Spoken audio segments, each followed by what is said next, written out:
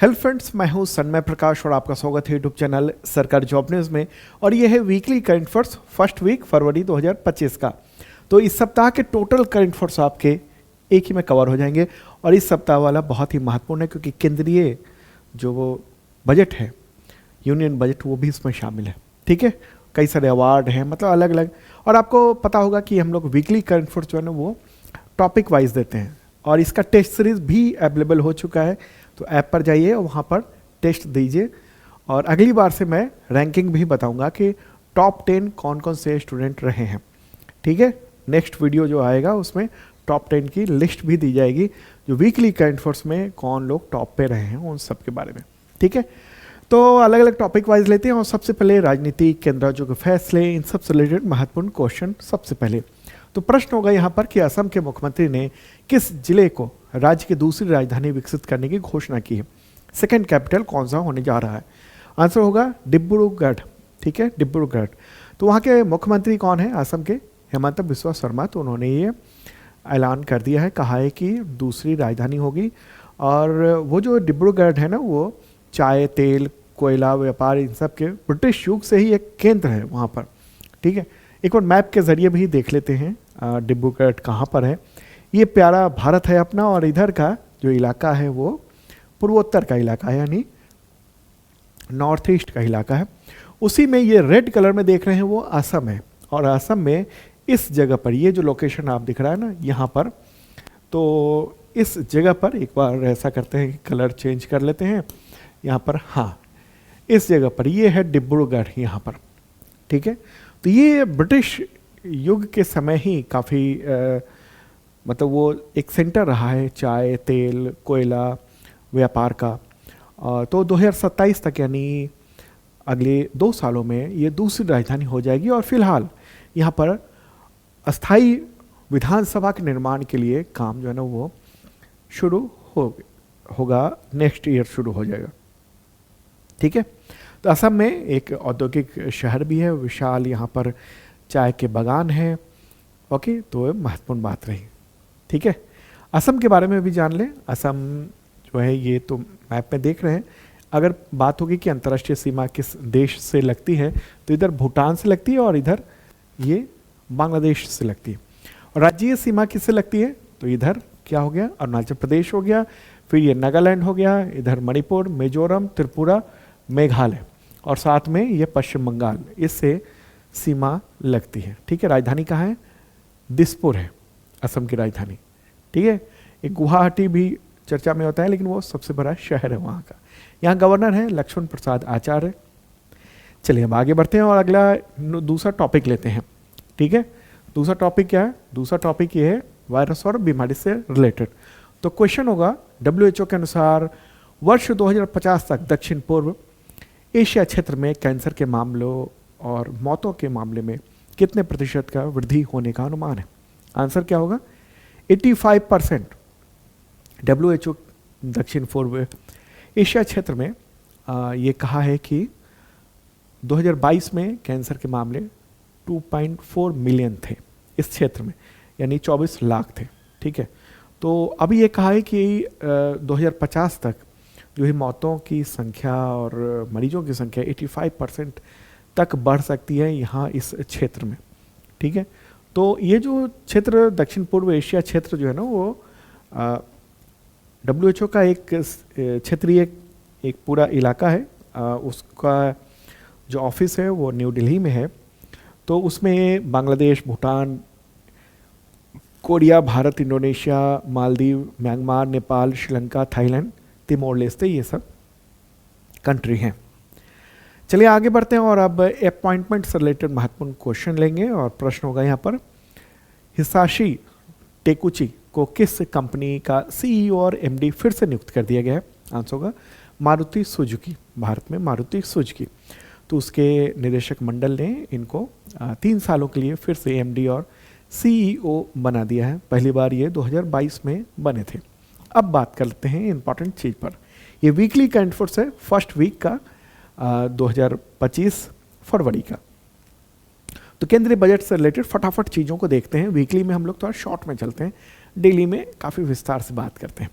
तो क्वेश्चन होगा यहाँ पर केंद्रीय बजट 2025-26 में केंद्र सरकार ने कितने रुपए के आय और खर्च का लक्ष्य रखा है, यानी इनकम और एक्सपेंडिचर का लक्ष्य रखा है। यहाँ पर आंकड़े बराबर हैं, आंसर होगा 50.65 लाख करोड़ रुपए। ठीक है, तो केंद्रीय वित्त मंत्री निर्मला सीतारमण ने संसद में फाइनेंशियल ईयर 2025-26 का जो बजट है वो पेश किया था इस देश का। उन्होंने लगातार 8वीं बार बजट पेश किया था और ये छठा पेपरलेस बजट यानी डिजिटल बजट था। एक बार इनकम देखते हैं कि कितना इनकम होने का अनुमान लगाया गया है। इनकम का लक्ष्य वही 50.65 लाख करोड़ रुपए है। इसमें रेवेन्यू रिसिप्ट जो है ना, यानी राजस्व प्राप्तियां, ये 34.2 लाख करोड़ ये तय किया गया है।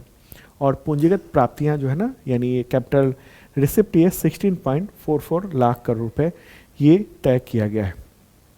ठीक है, पिछले वित्त वर्ष यानी 2024-25 में जो अनुमानित आय थी वो 48.2 लाख करोड़ तय की गई थी, हालांकि 47.16 लाख करोड़ वो रहा था। ठीक है, तो यहाँ रेवेन्यू रिसिप्ट जो है ना, उसका मतलब क्या हुआ, मतलब कि सरकार को टैक्स के जरिए जो इनकम प्राप्त हो रही है हम उसकी चर्चा कर रहे हैं। और दूसरा है कैपिटल रिसिप्ट, इसका मतलब क्या हुआ, ऐसी रकम जो कि लोन के जरिए प्राप्त हुई है या अपने पास जो एसेट है पहले से उससे इनकम मिला है और इसके लिए टैक्स नहीं लगाया गया, तो ये हम कैपिटल रिसिप्ट कहेंगे। समझ गए होंगे बात। ओके, तो ये तो महत्वपूर्ण बात रही। वीडियो भी दिखा रहा हूँ मैं, जब वित्त मंत्री निर्मला सीतारमण जो है उन्होंने ये बजट पेश किया था। तो इनकम की बात कर रहे हैं तो अब ये भी देख लेते हैं जो इनकम है ना वो कहाँ कहाँ से कितना आ रहा है। जैसे 24% सबसे ज़्यादा जो है बोरोइंग है ना, अदर लायबिलिटीज़ है। मतलब यह हुआ कि हम बोरो कर रहे हैं, बोरो का मतलब हुआ हम उधार ले रहे हैं, कर्ज ले रहे हैं, ये सब चीज़ें कर रहे हैं सबसे ज़्यादा। तो बजट का 24% हम उधार एक तरह से ले रहे हैं। ठीक है, तो वो कितना है, ये है 16.13 लाख करोड़ रुपए है, बड़ी बात है। दूसरा जो सबसे ज़्यादा आ रहा है इनकम 22%, वो इनकम टैक्स है, फिर जीएसटी, फिर कॉरपोरेशन टैक्स, फिर नॉन टैक्स रिसिप्ट, उसका देखेंगे यूनियन एक्साइज ड्यूटी, फिर कस्टम्स है और नॉन डेट जो रिसिप्ट है, नॉन डेट कैपिटल रिसिप्ट है, ये है। ठीक है, तो ये तो इनकम के ये सारे स्रोत हो गए जो जरूरी है समझना। अब बात करते हैं एक्सपेंडिचर के बारे में, केंद्रीय बजट के बारे में, जो खर्चा कहाँ कहाँ पर कितना कितना हो रहा है। जैसा क्वेश्चन में ही मैंने बताया था कि 50.65 लाख करोड़ रुपए इनकम भी है, उतना ही खर्च करने की योजना भी बनाई गई है। और इसमें राजस्व खर्च जो है ना, यानी रेवेन्यू एक्सपेंडिचर है, ये 39.44 लाख करोड़ रुपए है। ठीक है, और कैपिटल एक्सपेंडिचर है 11.21 लाख करोड़ रुपए। अब ये जो रेवेन्यू रिसिप्ट है ना, तो इसमें से यानी 39.44 लाख करोड़ में से 12.76 लाख करोड़ हम केवल और केवल ब्याज भुगतान कर रहे हैं। जो लोन लिया हुआ था ना, जो हम लोगों ने मतलब भारत सरकार ने लोन लिया था, उसके लिए ये सब चीज़ें हैं। ठीक है, तो रेवेन्यू रिसिप्ट है, ये जो खर्चा हो रहा है कहाँ पर हो रहा है, या तो सैलरी दी जा रही है या फिर जो लोन है उसके इंटरेस्ट चुकाए जा रहे हैं और कुछ लोन भी चुकाया जा रहा है। ठीक है, खर्च ये होगा। कैपिटल एक्सपेंडिचर क्या है, अलग अलग जैसे योजनाएं हैं उसके लिए, योजनाओं मतलब कि ऐसा खर्चा किया जा रहा है जिससे कि नया इंफ्रास्ट्रक्चर निर्माण हो रहा है, कुछ नए डेवलपमेंट के कार्य हो रहे हैं, तो कैपिटल एक्सपेंडिचर ये कहलाएगा। ठीक है, तो ये महत्वपूर्ण बात रही। अब ये देख लेते हैं कि ये जो खर्चा है ना वो कहाँ कहाँ कैसे कैसे हो रहा है। ठीक है, समझ गए ना आप बात कि रेवेन्यू एक्सपेंडिचर का हुआ है ऐसा खर्च जो सैलरी, इंफ्रास्ट्रक्चर मेंटेनेंस, इस सब में खर्च किया जा रहा है और साथ में लोन भी चुकाया जा रहा है, लोन का इंटरेस्ट दिया जा रहा है। ठीक है, और कैपिटल एक्सपेंडिचर क्या हुआ, जिससे डेवलपमेंट के काम हो रहे हैं, जैसे सड़कें बन रही है, पुल बन रहे हैं, फाइटर जेट खरीदे जा रहे हैं, तो ये सब कैपिटल एक्सपेंडिचर में ये सब चीज़ें होंगी। अब खर्च जो है ना वो कहाँ कहाँ किया जा रहा है वो देख लेते हैं। तो सबसे ज़्यादा जो खर्चा है तो वो स्टेट शेयर है टैक्स ड्यूटी का, यानी जीएसटी जो वसूला जा रहा है ना। तो जीएसटी जैसे किसी चीज़ का 18% है, कोई सामान आपने खरीदा, जैसे कुछ भी, एक पेन ही ले लिया हमने, डिजिटल पेन है ये, तो इसके मान लीजिए कि प्राइस 5,000 रुपये है, तो उस पर 18% सरकार ने ले लिया। तो 18% जो लिया उसमें से आधे जिस सरकार मतलब जिस राज्य में बिका है उस राज्य को मिल जाता है। ठीक है, उसको कहते हैं स्टेट जीएसटी, और दूसरा आधा वो केंद्र के पास चला जाता है, तो वो सीजीएसटी कहलाता है, यानी सेंट्रल जीएसटी हो गया, ठीक है, केंद्र सरकार के पास हो गया। तो ये जो आधा जीएसटी का हिस्सा है ना वो देना पड़ता है, तो वो 22% ये होगा। बजट का जो आकार बढ़ गया ना वो इस वजह से भी बढ़ा है क्योंकि अब केंद्र सरकार वसूल रही है पूरी बजट, पूरा जो टैक्स है वो केंद्र सरकार वसूल रही है। तो उसकी वजह से क्या होता है कि ये ऑटोमेटिकली टोटल चीज़ें, जब से जीएसटी प्रावधान आया है तब से, पहले क्या हुआ करता था कि राज्य सरकार जो है ना वो टैक्स वसूलती थी, उसमें से हिस्सा राज्य सरकार केंद्र को दे दिया करती थी। तो केंद्र ये मानता था कि हमें इतना, जैसे 18% है तो उसमें से 9% ही मिला, ठीक है, वो कैलकुलेट करता था। लेकिन अब पूरा 18% दिखाया जाता है और ये 22%, मतलब ये होगा कि हमको राज्यों को देना पड़ेगा टोटल बजट का, ठीक है। उसके बाद फिर इंटरेस्ट पे कर रहे हैं, यानी जो देखा ना कितना लोन ले जा रहे हैं हम लोग, मतलब भारत सरकार ले रही है, राज्य भी ले रहे हैं, उठा रहे हैं, तो उसका इंटरेस्ट चुकाया जा रहा है। ये 20% हिस्से में ये बहुत बड़ी रकम है 20%, ठीक है, लगभग 11.62 लाख करोड़ रुपया होता है। फिर 16% जो है सेक्टर स्कीम में खर्च हो रहा है। फिर फाइनेंस कमीशन को दिया जा रहा है। फाइनेंस कमीशन जो है ना ज़रूरत के अनुसार राज्यों को एलोकेट करती है पैसा, ठीक है। इसके अलावा डिफेंस में 8% के लगभग खर्च हो रहा है। सेंट्रली स्पॉन्सर्ड स्कीम में खर्च हो रहा है 8%, सब्सिडीज दी जा रही है 6%, पेंशन में खर्च हो रहा है 4% और अदर 8% का खर्चा ये हो रहा है, ठीक है। थोड़ा लंबा हुआ लेकिन चीज़ों को समझना बहुत ज़रूरी है। और दोस्तों पसंद आ रहा हो तो लाइक बटन दबाइए और शेयर कर दीजिए अपने दोस्तों को। और एक और बात बताऊं कि बीपीएससी के लिए 4th जीएस बैच हम लोगों ने लॉन्च कर दिया है। उसके क्लासेस जो है ना वो 1 मार्च से शुरू हो रहे हैं, तो ज्वाइन कर सकते हैं आप, भूलना मत, ठीक है। जीएस स्पेशल कोर्स है, हमारे पूरे एक्सपर्ट टीचर्स, मैं भी आपको पढ़ाऊंगा। और यूपीपीसीएस का जो नोटिफिकेशन आया है तो उसके लिए भी बैच हम लोगों ने जीएस को खास तौर पर, क्योंकि जीएस के हमारे एक्सपर्ट हैं बहुत ही मजबूत, ठीक है, तो वो लोग आपको पूरा डिलीवर कराएंगे, पढ़ाएंगे। तो देखिए ज़रूर, शार्प लर्निंग ऐप है ना, इस वीडियो के डिस्क्रिप्शन में मैंने ऐप का लिंक दे दिया है, आप जाइए और परचेज कर सकते हैं। अभी प्राइस पर छूट चल रही है बड़ी मात्रा में, ठीक है। अगला प्रश्न क्या होगा, केंद्रीय बजट 2025-26 में वित्त मंत्री ने राजकोषीय घाटे यानी फिस्कल डेफिसिट का लक्ष्य जीडीपी का, फिस्कल डेफिसिट का जो लक्ष्य है वो जीडीपी का कितना प्रतिशत रखा है? आंसर होगा 4.4%, ठीक है।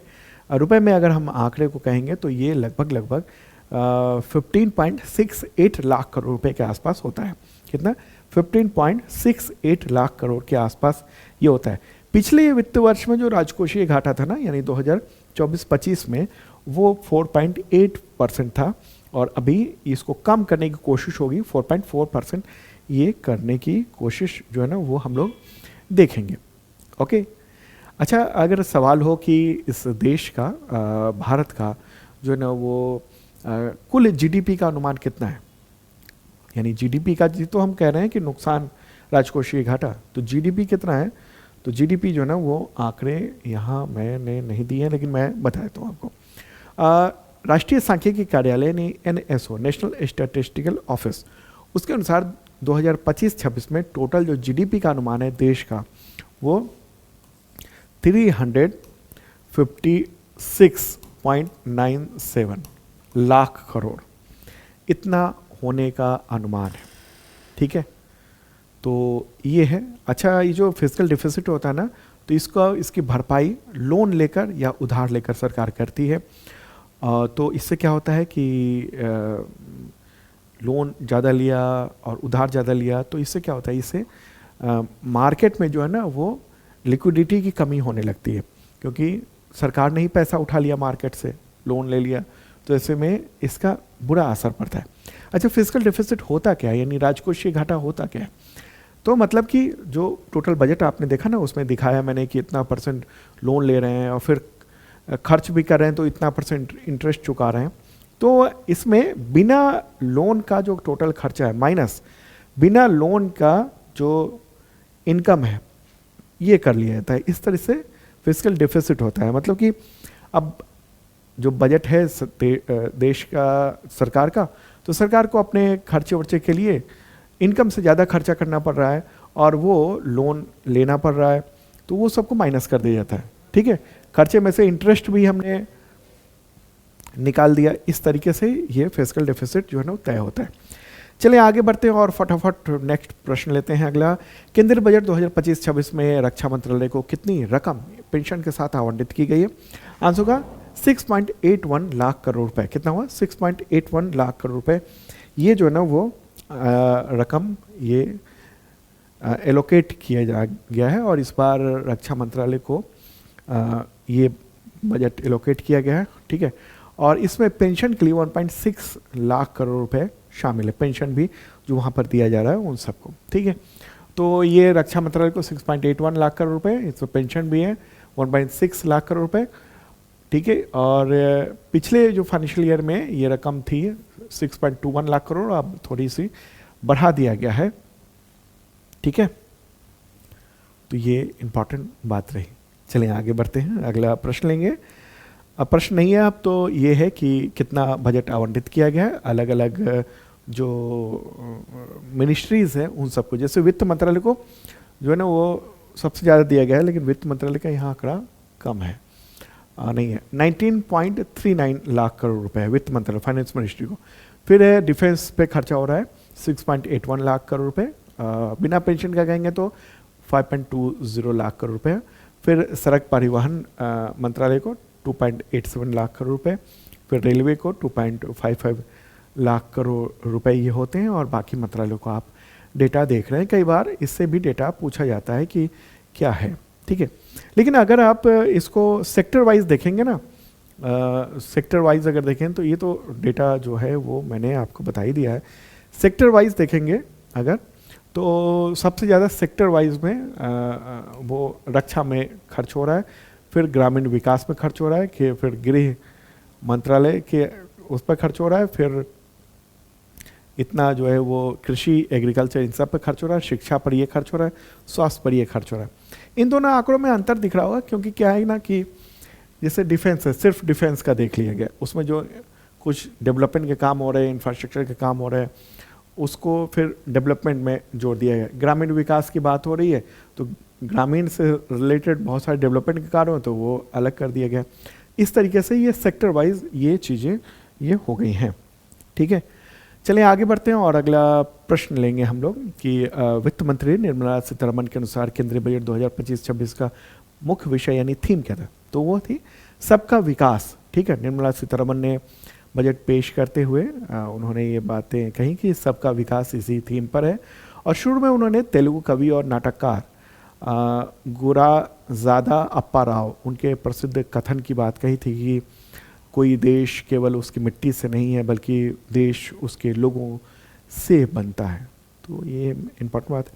अच्छा, कुछ सिद्धांतों का उल्लेख किया उन्होंने और कुछ इंजन बताए सिद्धांत, जैसे गरीबी से मुक्ति, 100% अच्छे स्तर की स्कूली शिक्षा, बेहतर सस्ती और सर्वसुलभ स्वास्थ्य सेवाओं तक पहुँच, 100% कुशल कामगार के साथ सार्थक रोजगार, आर्थिक गतिविधियों में 70% महिलाएं और हमारे देश को food basket of the world बनाने में वाले किसान। तो ये कुछ सिद्धांत ये प्रतिपादित किए गए, बताए गए हैं, ठीक है। अब आगे बढ़ते हैं और अगला जो मुद्दा है वो क्या है? टैक्स स्लैब में जो बदलाव किया गया है, छूट दिया गया है वो। देखिए, आपको पता होना चाहिए कि दो तरह के इनकम टैक्स स्लैब हैं, एक पुराना और एक नया टैक्स स्लैब है। तो जो नया है उन दोनों और पुराने दोनों में टैक्स का जो लेवल है वो अलग अलग रखा हुआ है। लेकिन नए में क्या है ना कि नए में भी टैक्स है, लेकिन 12 लाख तक के टैक्स में सरकार छूट दे देती है कि जैसे 12 लाख तक के टैक्स में 10% मतलब 12 लाख के इनकम पर 10% जो है टैक्स है, तो सरकार ने छूट दे दी कि चलो ये नहीं लेंगे, ठीक है। 5 लाख पर 8 लाख तक में 5% है वो भी नहीं लेंगे हम। तो इस तरह से ये छूट के साथ 12 लाख रुपए तक के इनकम पर टैक्स फ्री हो जाता है, ठीक है। छूट दे देती है सरकार, जबकि पुराने टैक्स स्लैब में नहीं देती है छूट सरकार, ठीक है। आगे बढ़ते हैं और फटाफट प्रश्न लेंगे हम लोग। अगला क्वेश्चन होगा कि केंद्रीय बजट 2025-26 में किस राज्य में मखाना बोर्ड बनाने का ऐलान किया गया है? आंसर का बिहार में, ठीक है। बिहार के मखाने को GI टैग भी मिला हुआ है और बिहार के 10 जिलों में मखाने की खेती होती है। इनमें सीतामढ़ी, मधुबनी, दरभंगा, सुपौल, सहरसा, मधेपुरा, अररिया, पूर्णिया, कटिहार, किशनगंज, ये सब शामिल है। मखाना खेती से 30,000 से ज़्यादा किसान सीधे तौर पर जुड़े हुए हैं और बाकी लोग तो अपरोक्ष रूप से बहुत सारे लोग जुड़े हुए हैं। ठीक है, तो यहाँ पर मखाने को लेकर कोई नीति न होने की वजह से मुनाफा जो है वो किसानों को उतने ढंग से नहीं मिल पाता था। तो अब ये हुआ है कि एक बोर्ड बनाया जाए और वो काफ़ी कुछ गवर्न करेगा, कंट्रोल करेगा चीज़ों को। ठीक है, मखाना कैसे होता है? वो तालाब में होता है। तालाब में मखाना एक काले कलर के एक कैप जैसा है, उसमें होता है। फिर बाद में इसको भुना जाता है। भुनने के बाद अंदर से सफ़ेद मखाना जो है वो निकल जाता है। तो मखाना आपने देखा होगा उसमें ना काले काले से कुछ कुछ धब्बे से दिख रहे होंगे, वो क्या है? उसका छिलका होता है, जो कि भून के जब निकाला जाता है तो वो फटता है, अलग हो जाता है। ठीक है, ये चीज़ है। देखिए, दुनिया का 80 से 90% जो मखाना है वो भारत में उगाया जाता है और भारत का 90% मखाना बिहार में होता है, बिहार में उगाया जाता है। ठीक है, और हर साल भारत जो है 100 टन मखाना निर्यात करता है। निर्यात के मामले में हम सबसे ज़्यादा अमेरिका में करते हैं, फिर ब्रिटेन, कनाडा, यहाँ पर हम लोग करते हैं। ठीक है, चलिए अब आगे बढ़ते हैं और अगला प्रश्न, वित्त मंत्री ने बजट भाषण 2025-26 के दौरान बिहार के लिए क्या ऐलान किया? आंसर को उपरोक्त सभी। ठीक है, क्या क्या चीज़ें ऐलान किया गया? एक तो मखाना बोर्ड बनाया जा रहा है, दूसरा national institute of food technology ये स्थापित किया जाएगा। ओके, तीसरा है आईआईटी पटना का विस्तार किया जाएगा, स्टूडेंट ज़्यादा उसमें एडमिशन ले सकें। 3 एयरपोर्ट की बात हो रही है, मतलब पटना और बेहटा एयरपोर्ट है ना, उसका विस्तार किया जाएगा। और एक नया ग्रीनफील्ड उसको कहते हैं जो नया बन रहा हो। ठीक है, और ब्राउन फील्ड कहेंगे जो कि पुराना, उसको विस्तार दिया जा रहा हो। तो ये दोनों को विस्तार दिया जाएगा, पटना बेहटा, और एक नया ग्रीनफील्ड एयरपोर्ट निर्माण होगा। अभी जगह तय नहीं है। और क्या है, तो पश्चिमी कोसी नहर परियोजना, वो उस पर भी काम किया जाएगा ताकि जो बाढ़ वगैरह है ना, वो उससे लोगों को निजात मिल सके। ठीक है, अब चलते हैं आगे और बात करेंगे बजट में जो टॉप 10 योजनाओं के लिए जो आवंटन हुआ है उन सब के बारे में देख लेते हैं। तो यहाँ लिस्ट है, पीएम गरीब कल्याण योजना, उस पर 2.03 लाख करोड़ रुपए खर्चा किया जाएगा। नेशनल हाईवे अथॉरिटी, उसको दिया जा रहा है 1.7 लाख करोड़ रुपए। यूरिया पर सब्सिडी वो 1.19 लाख करोड़ रुपए। सड़क निर्माण पर 1.6 लाख करोड़ रुपए। मनरेगा पर 86,000 करोड़ रुपए। जल जीवन मिशन पर 67,000 करोड़ रुपए। ठीक है, इसके अलावा किसान सम्मान निधि पर 63,500 करोड़ रुपए। आवास योजना जैसे पीएम जी, तो वो 54,800 करोड़ रुपए। एयरक्राफ्ट और यूरो इंजन, उसको डेवलपमेंट के लिए वो 48.6 करोड़ रुपए। फिर चल स्टॉक रेलवे से संबंधित वो 45,500 करोड़ रुपए ये एलोकेट किया गया है। अब देखते हैं कि नई घोषणाएं क्या क्या हुई हैं। तो महिलाओं के लिए हम देखेंगे कि 2 करोड़ तक का टर्म लोन दिए जाने की बात हुई है, उसमें जो एंगेजमेंट होगा। इसके अलावा युवाओं के रोजगार की बात की गई है। ठीक है, स्टार्टअप के लिए 10,000 करोड़ रुपए का फंड बनेगा। 500 करोड़ रुपए से 3 AI यानी आर्टिफिशियल इंटेलिजेंस एक्सीलेंस सेंटर बनाए जाएंगे, वहाँ टेस्ट वगैरह करने के लिए, AI को टेस्ट करने के लिए। मेडिकल एजुकेशन में अगले 5 वर्षों में 75,000 सीटें बढ़ाई जाएंगी। 1 साल में 10,000 सीटें बढ़ाई जाएगी, ऐसी योजना है। ठीक है, फेलोशिप दिए जाने की बच्चों को, उस पर योजना पर बात चल रही है। और क्या है, किसानों के लिए बात करें तो कम उत्पादकता वाले 100 शहरों में पीएम धन धान्य कृषि योजना लागू की जाएगी। इसके तहत प्रोडक्शन बढ़ाया जाएगा, पंचायत लेवल पर स्टोरेज की व्यवस्था की जाएगी। ये सब किसान क्रेडिट कार्ड, इन सब की लिमिट जो है ना 3 लाख से बढ़ाकर 5 लाख रुपए वो की जा रही है। डेयरी और मछली पालन, इन सब के लिए 5 लाख रुपए तक का लोन दिया जाएगा। ये सब चीज़ें फोकस है। शिक्षा के लिए हम देखेंगे तो देश में ज्ञान भारत मिशन शुरू होगा। 1 करोड़ जो मैन्युस्क्रिप्ट हैं उसका डिजिटलाइजेशन किया जाएगा। जो बहुत सारे जो दस्तावेज हैं उन सबको डिजिटल किया जाएगा। ठीक है, सभी सरकारी माध्यमिक विद्यालय और प्राथमिक स्वास्थ्य केंद्र उसको ब्रॉडबैंड से कनेक्टिविटी दी जाएगी। राष्ट्रीय स्तर पर स्किल को बढ़ाने के लिए 5 सेंटर बनाए जाएंगे। हेल्थ में अगर बात करें तो उसमें 36 यानी 36 जीवन रक्षक दवाओं को पूरी तरह से टैक्स फ्री कर दिया गया है। खासतौर पर कैंसर बीमारी से जूझ रहे लोगों और परिवारों को राहत देने के लिए अगले 3 सालों में सभी जिला अस्पतालों में 200 डे केयर सेंटर बनाए जाएंगे।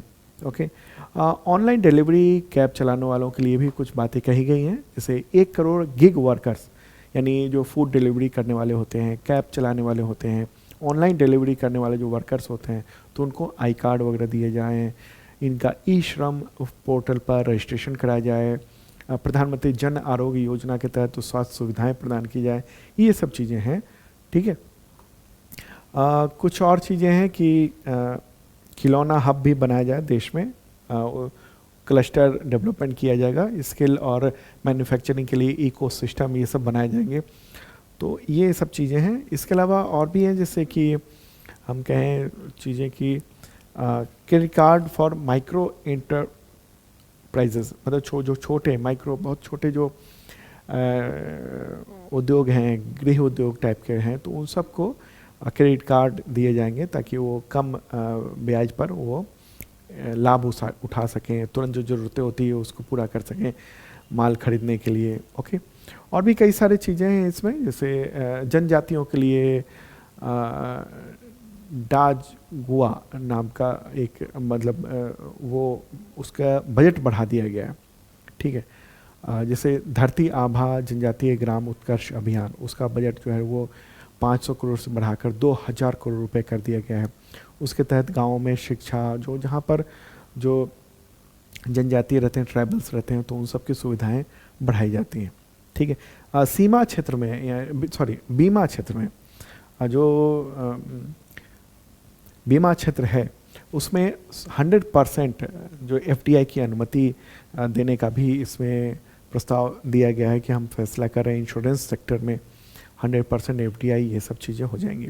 ठीक, कुछ और बजट से रिलेटेड प्रश्न है कि वित्त मंत्री निर्मला सीतारमण ने 1 फरवरी 2025 को कौन सी बार बजट पेश किया है, तो 8वीं बार बजट पेश किया उन्होंने।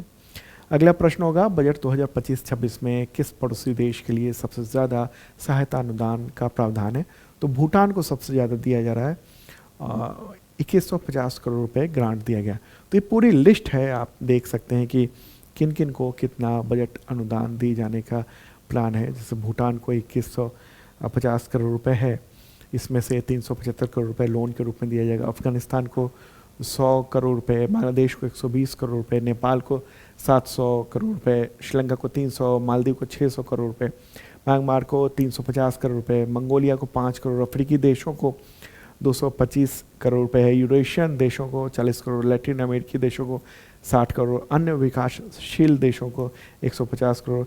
राहत आपदा यानी आपदा राहत के लिए वो 64 करोड़ रुपए का रखा गया है कि दुनिया में कहीं आपदा आती है तो उसके लिए हम जो है वो सहायता प्रदान करें। चाबहार बंदरगाह के लिए 100 करोड़ रुपए है, मॉरिशस को 500 करोड़ रुपए, सेशल्स को 19 करोड़ रुपए। तो ये विदेशों में ये सरकार जो है ना वो दे रही है, वहाँ पर खर्चा कर रही है, वहाँ इसके ज़रिए संबंध बेहतर होते हैं।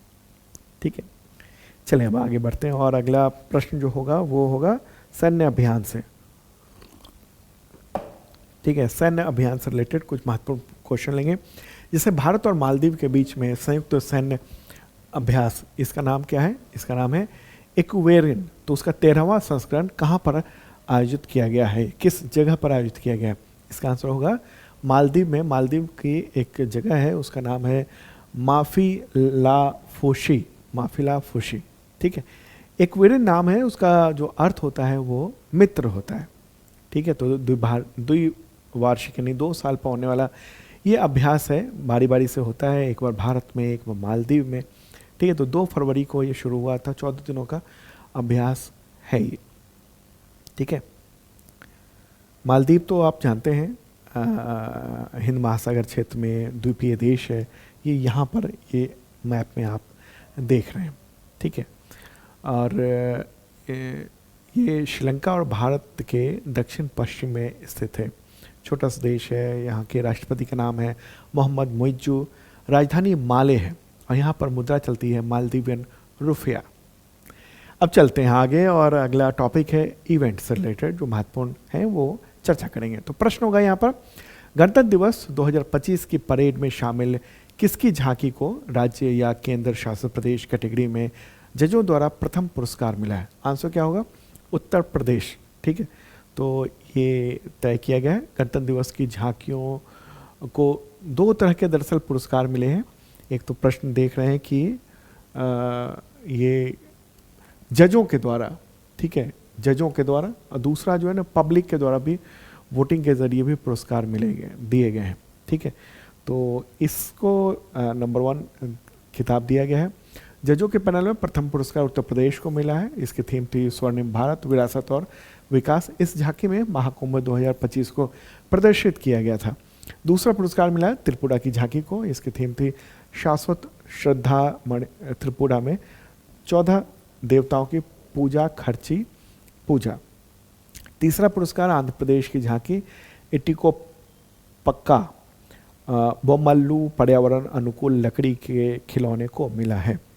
और माई गॉव पर जो वेबसाइट है ना, पोर्टल है, वहाँ पर भी ये पसंद किया गया, लोकप्रिय पसंद में जो प्रथम पुरस्कार है गुजरात को मिला, स्वर्णिम भारत विरासत और विकास। दूसरा पुरस्कार उत्तर प्रदेश को ही मिला, महाकुंभ स्वर्णिम भारत विरासत और विकास।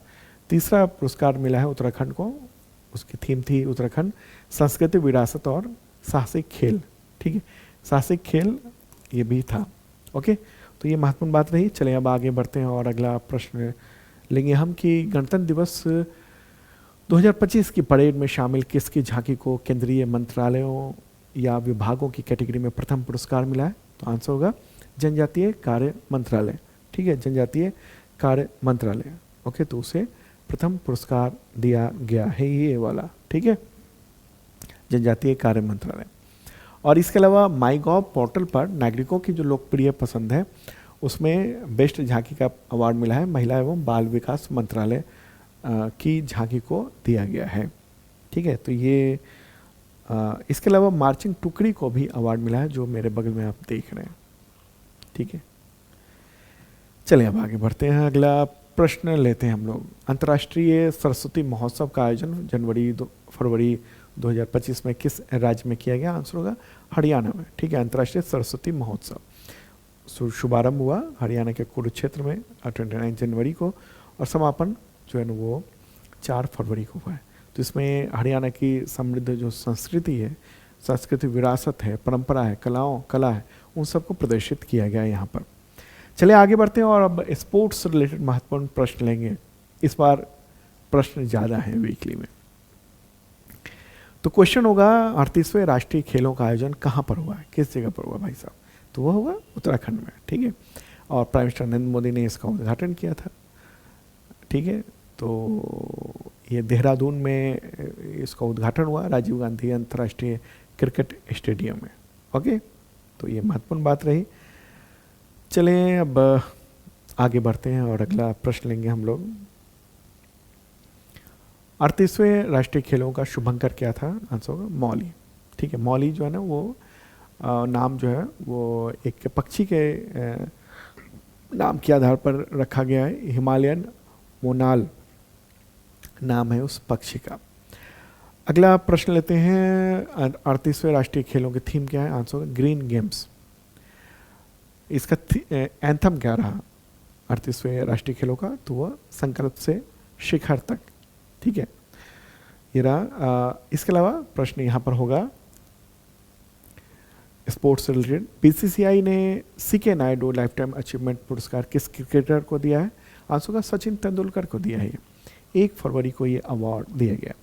अगला प्रश्न होगा बीसीसीआई ने 2023-24 के बेस्ट मेंस इंटरनेशनल क्रिकेटर के लिए पॉली उमरीगर पुरस्कार से किसे सम्मानित किया? आंसर होगा जसप्रीत बुमराह को। 1 फरवरी को ये अवार्ड उनको दिया गया है, जसप्रीत बुमराह को। ठीक है, आगे बढ़ते हैं और अगला प्रश्न लेते हैं। आईसीसी ने किसे test cricketer of the year 2024 और test team of the year में नामित किया है? आंसर होगा जसप्रीत बुमराह, 31 साल के हैं वो। अगला प्रश्न लेंगे हम। टाटा स्टील मास्टर्स 2025 शतरंज टूर्नामेंट का खिताब किसने जीत लिया? आंसर होगा आर प्रज्ञानानंद। 2 फरवरी को उन्होंने विश्व चैंपियन डी गुकेश को ट्राई ब्रेकर में हराकर ये खिताब जीता है। अब चलते हैं आगे और अवार्ड से रिलेटेड महत्वपूर्ण प्रश्न लेंगे, और आप देख रहे हैं वीकली करंट अफेयर्स फरवरी फर्स्ट वीक का 2025। और दोस्तों पसंद आ रहा हो तो लाइक कर दीजिए और शेयर कर दीजिए इस वीडियो को, और कमेंट्स भी कीजिए कैसा लग रहा है आप ज़रूर बताइए, ठीक है? अपना अनुभव भी बता सकते हैं आप। ओके, चलिए तो अब अवार्ड से रिलेटेड महत्वपूर्ण प्रश्न होगा कि भारतीय मूल की वैश्विक व्यापार नेता और संगीतकार चंद्रिका टंडन को किस एल्बम के लिए ग्रैमी अवार्ड 2025 मिला है? आंसर होगा त्रिवेणी के लिए, ठीक है? भारतीय अमेरिकी ये हैं, यानी भारतीय मूल की हैं, अमेरिकी नागरिक हैं, तो इनको ये अवार्ड मिला है त्रिवेणी एल्बम के लिए, ठीक है? अगला प्रश्न लेंगे हम। 50 साल में कंट्री म्यूजिक कैटेगरी में ग्रैमी अवार्ड जीतने वाली पहली अश्वेत महिला कौन बनी है? बियॉन्से, ठीक है? क्या नाम है? बियॉन्से। अगला प्रश्न ऐसा ही, ग्रैमी पुरस्कार समारोह 2025 में प्रतिष्ठित एल्बम ऑफ द ईयर पुरस्कार किसने जीता? आंसर होगा बियॉन्से ने, ठीक है? बियॉन्से ने ये खिताब जीत लिया है, Grammy award. Album of the year Beyonce को मिला है, ठीक है? बियॉन्से का काउबॉय कार्टर।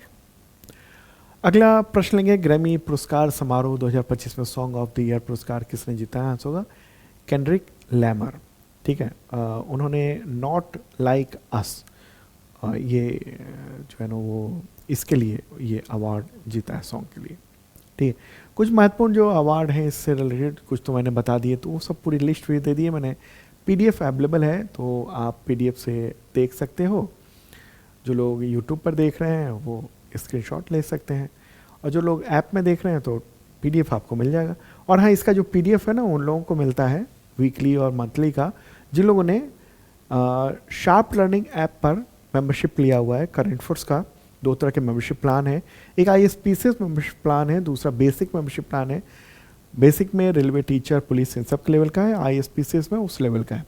करंट फोर्स हमारे प्रश्न जो है ना वो अक्सर बहुत शानदार ढंग से टकराते हैं, तो आप ज्वाइन कर सकते हैं, ले सकते हैं, या कोई कोर्स भी परचेज किया हुआ है ना वहाँ पर शार्प लर्निंग ऐप पर, तो आपको पीडीएफ भी मिल जाएगा, बहुत महत्वपूर्ण पीडीएफ। अगला प्रश्न होगा कि election commission of India media पुरस्कार 2025 से किससे सम्मानित किया गया? आंसर होगा दूरदर्शन को सम्मानित किया गया है, ठीक है? लोकसभा चुनाव 2024 के दौरान जो दूरदर्शन ने एक प्रोग्राम चलाया था, सीरीज चलाया था, चुनाव का पर्व देश का गर्व, इस श्रृंखला सीरीज के लिए ये अवार्ड दिया गया है। अब साइंस एंड टेक्नोलॉजी से रिलेटेड महत्वपूर्ण प्रश्न लेंगे हम लोग। इंटरनेशनल स्पेस स्टेशन यानी ISS पर जाने वाले पहले भारतीय अंतरिक्ष यात्री कौन होंगे? आंसर होगा शुभांशु शुक्ला, ठीक है? ये ISS की बात हो रही है, यानी इंटरनेशनल स्पेस स्टेशन की बात हो रही है। अब आप बताइए कि अंतरिक्ष में पहुंचने वाले ऐसे पहले भारतीय कौन है? एकमात्र अभी तक हैं, वो कौन है? नाम बताइए कमेंट बॉक्स में, देखते हैं कितने लोग बता पाते हैं। तो शुभांशु शुक्ला जो है ना वो इंडियन एयरफोर्स के फाइटर पायलट हैं, 38 ईयर के हैं। तो नासा का जो एक्जिम 4 मिशन है ना उसके लिए इनको पायलट चुना गया है, और वो वहाँ जाएंगे, ISS पर पहुँचाए जाएंगे, ठीक है? चलिए आगे बढ़ते हैं। अगला प्रश्न, इसरो ने अपने 100वें मिशन में GSLV F-14 रॉकेट से कौन सा सैटेलाइट जनवरी 2025 में लॉन्च किया? यहाँ सवाल इंपॉर्टेंट है, क्या है कि ये 100वां मिशन है, 100। आंसर क्या होगा इसका? NVS 2, ठीक है? NVS 2। तो ये NVS है क्या? देखिए, आपने सुना हुआ नाविक सिस्टम, जैसे कि GPS सिस्टम है ना, वैसे ही नाविक सिस्टम है, यानी नेविगेशन विद इंडियन कंसल्टेशन। तो उसके लिए ये है ताकि अपना नेविगेशन सिस्टम जो है ना वो रहे नाविक, ठीक है, उसके सपोर्ट के लिए। चलिए आगे बढ़ते हैं। महत्वपूर्ण व्यक्ति के निधन से रिलेटेड क्वेश्चन लेंगे। पूर्व मुख्य चुनाव आयुक्त नवीन चावला का निधन हो गया 1 फरवरी 2025 को। तो वे कौन से में चुनाव आयुक्त रहे? आंसर होगा 16वें चुनाव आयुक्त वो थे, 79 ईयर के थे, 16वें मुख्य चुनाव आयुक्त थे और वो IAS अधिकारी रह चुके थे अरुणाचल प्रदेश, गोवा, मिजोरम, केंद्र शासित प्रदेश कैडर के 1969 बैच के थे, ठीक है।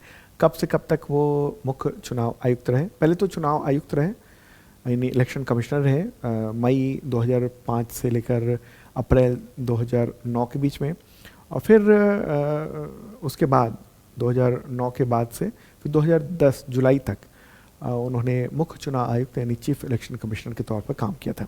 अगला प्रश्न, भारत के प्रख्यात हृदय रोग विशेषज्ञ डॉक्टर KM चेरियन, तो उनका निधन हो गया 25 जनवरी 2025 को। तो उन्होंने भारत में कौन सी पहली सर्जरी की थी? कौन सी पहली सर्जरी की थी? तो आंसर होगा कोरोनरी बाईपास सर्जरी, हार्ट का, ठीक है। तो उन्होंने हृदय फेफड़ा ट्रांसप्लांट करने का श्रेय भी दिया जाता है, भारत का पहला, तो इम्पॉर्टेंट व्यक्ति थे। अगला प्रश्न होगा लतिका कट्ट, उनका निधन हो गया 25 जनवरी 2025 को। तो इनमें से क्या थी? तो मूर्तिकार थी, 76 ईयर की थी, पॉपुलर व्यक्ति थी वो। अब आगे बढ़ते हैं और पर्यावरण से रिलेटेड महत्वपूर्ण प्रश्न लेंगे। किन दो भारतीय शहरों को वैश्विक वेटलैंड मान्यता प्राप्त शहरों की सूची में शामिल किया गया? आंसर होगा इंदौर और उदयपुर, इन दोनों को शामिल किया गया है। तो देखिए अभी 2025 में जो है ना वो 31 नए मान्यता प्राप्त वेटलैंड शहरों की लिस्ट तय की गई है। तो पहली बार जो है ना वो 2 शहरों को भी शामिल किया गया है भारत के, तो इंदौर और उदयपुर, ये आपको ध्यान में रखना है। कहाँ पर ये तय हुई? तो ये 24 जनवरी को जो ये वेटलैंड के लिए जो समिति है उसकी मीटिंग हुई थी, 64th मीटिंग हुई थी, उसी में ये तय किया गया है, ठीक है। तो चलिए आगे बढ़ते हैं, अगला प्रश्न लेंगे।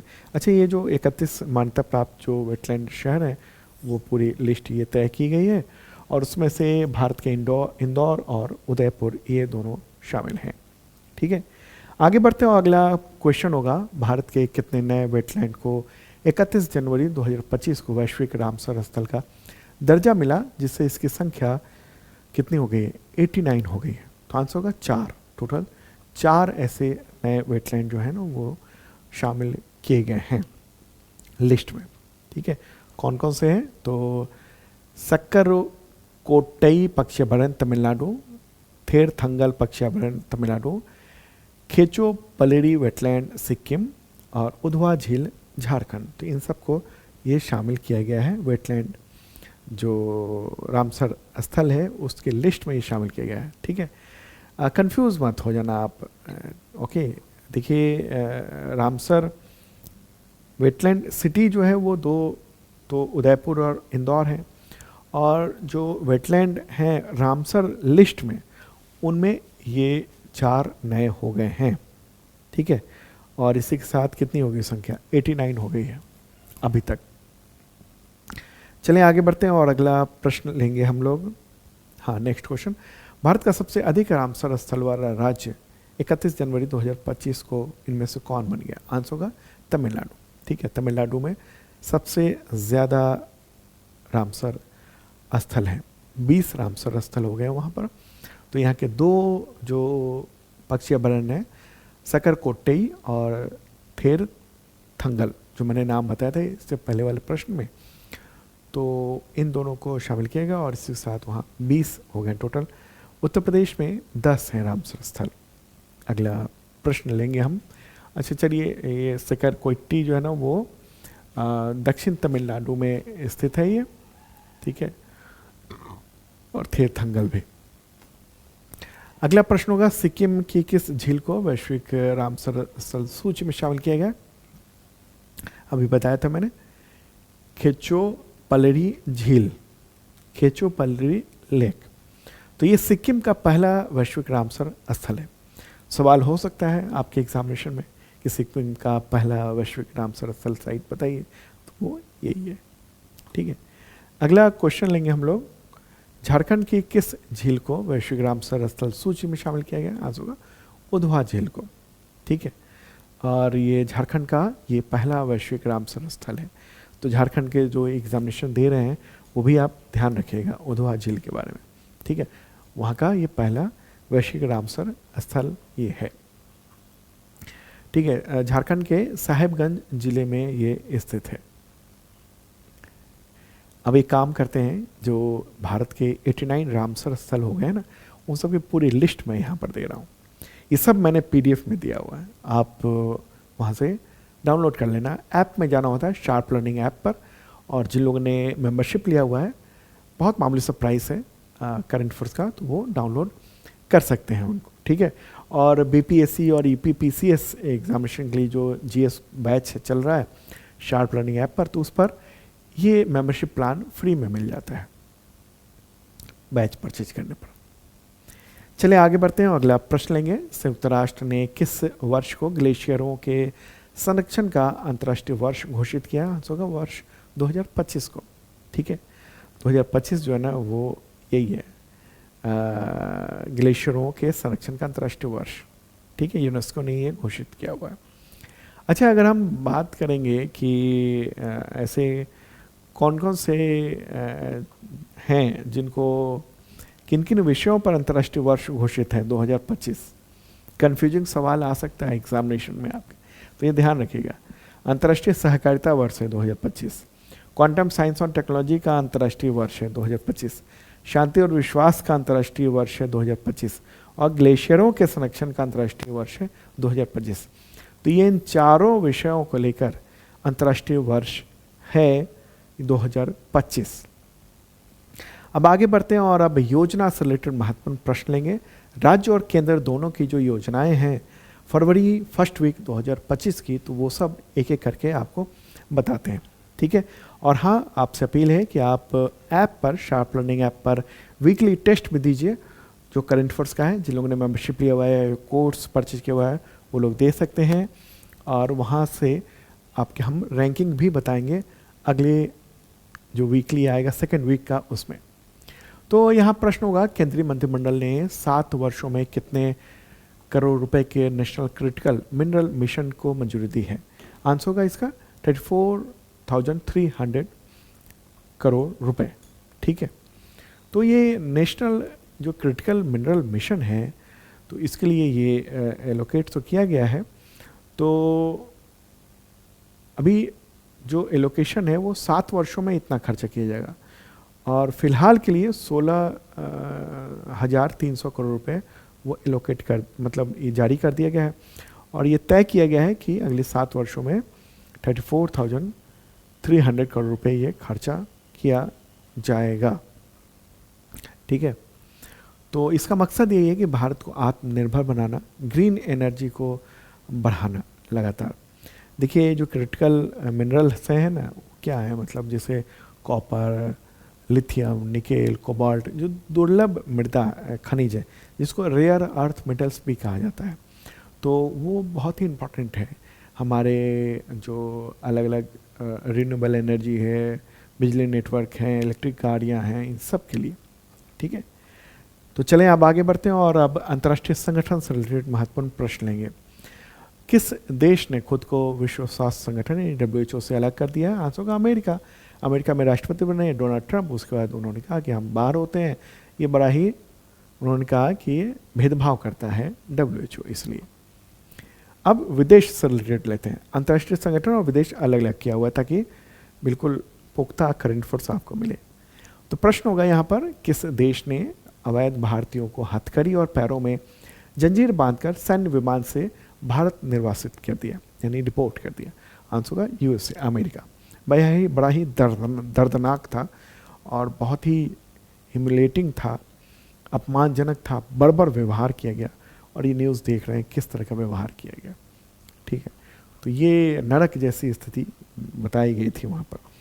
और वहाँ डंकी प्रोसेस के ज़रिए, जो एक मूवी भी आई थी ना, डोंकी, तो वो जो जिस तरह से शाहरुख खान की पिक्चर थी, कैसे वो अमेरिका पहुँचता है, ऐसे लोग पहुँचते हैं बहुत बुरी दशा में, और मकसद यही होता था कि वहाँ जाके कमाई करें, रहें।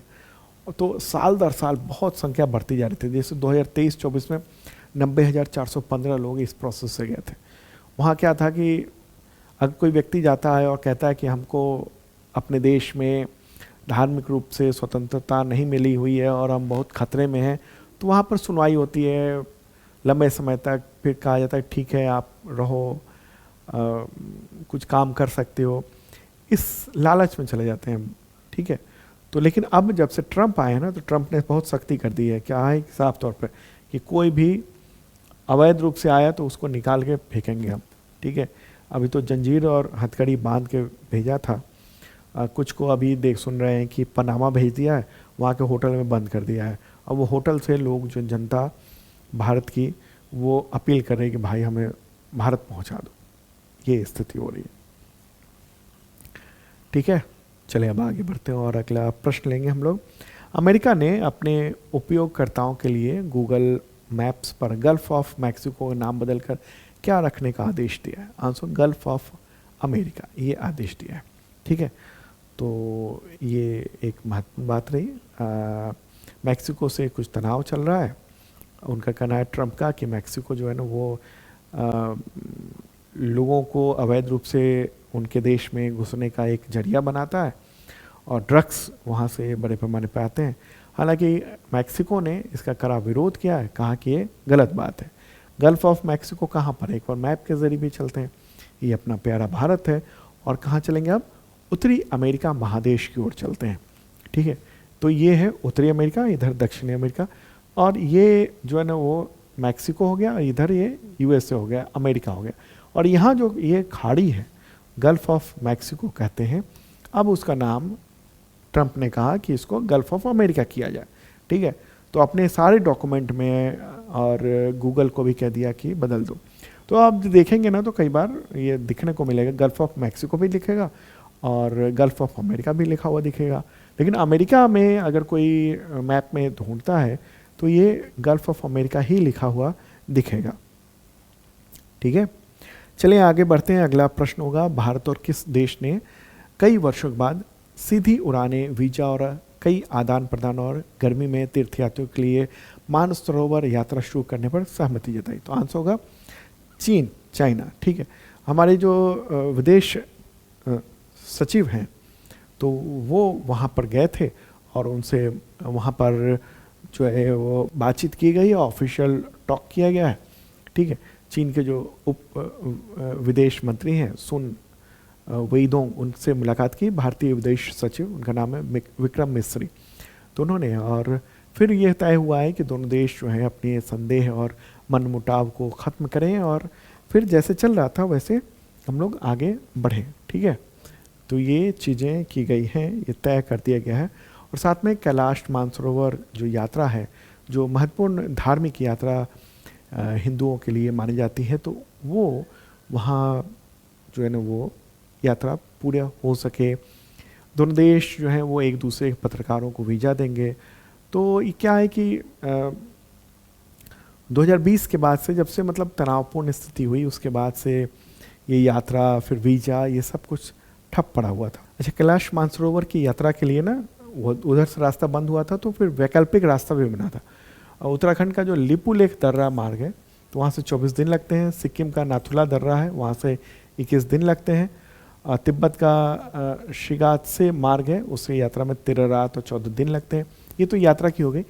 एक भारत ने क्या है कि उत्तराखंड में एक लोकेशन ढूंढा था, वहाँ से सीधा नज़र आता है। तो वहाँ से कैलाश मानसरोवर जो पर्वत है, तो उसका कैलाश पर्वत, उसका दर्शन भी कर सकते हैं।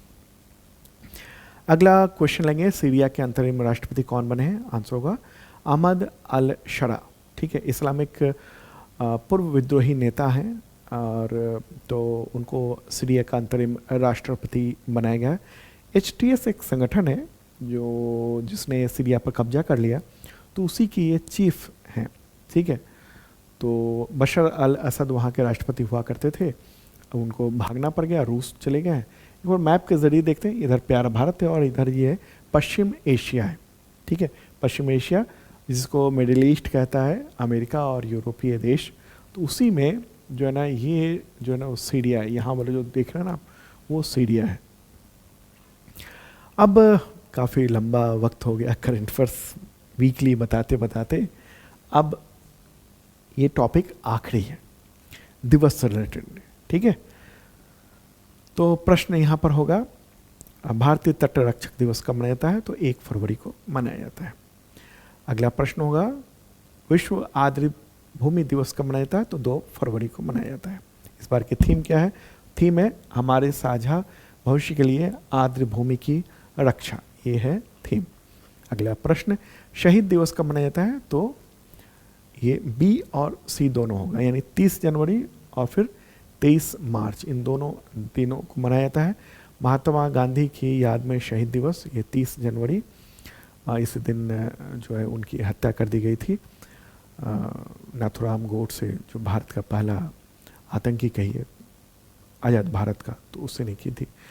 जबकि 23 मार्च 1931 को क्रांतिकारी भगत सिंह, सुखदेव और राजगुरु को अंग्रेजों ने फांसी दी थी। तो ये 2 दिन जो है ना वो शहीद दिवस होता है। अगला प्रश्न जो होगा कि संयुक्त राष्ट्र ने किस वर्ष को शांति और विश्वास का अंतर्राष्ट्रीय वर्ष घोषित किया?